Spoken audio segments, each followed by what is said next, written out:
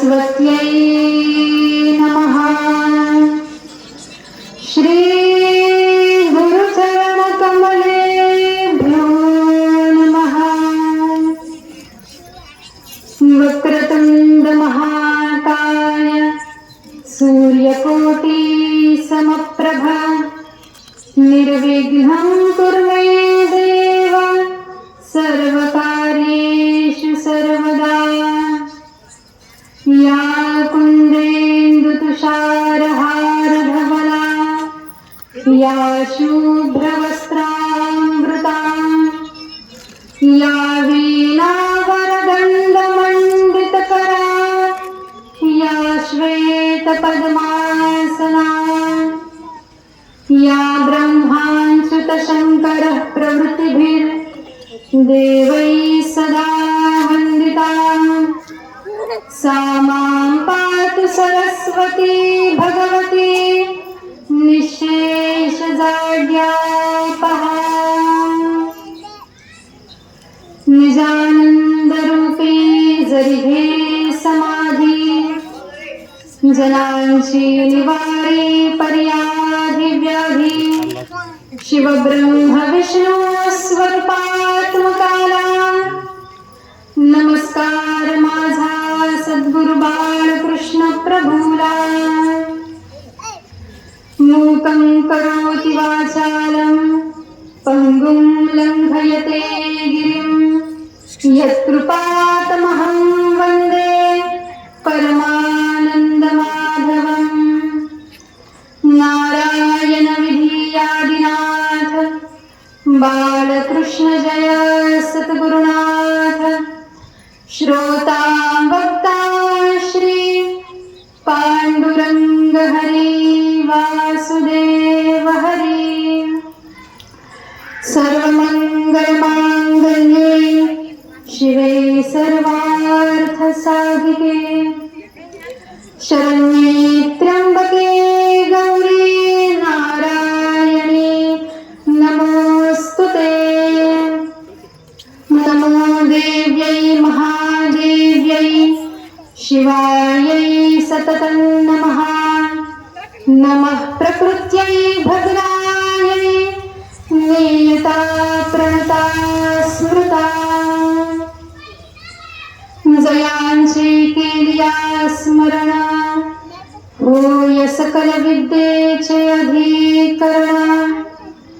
तेची वंदून श्री चरण श्री गुरुचे ते नमस्कारोनी आता। माते तुझे ध्यान आभासी राहो। तुझे नाम आमुचे मुखासी येवो। माते तुझे आहे दासानुदास। नमस्कार माते तुझ्या चरणास।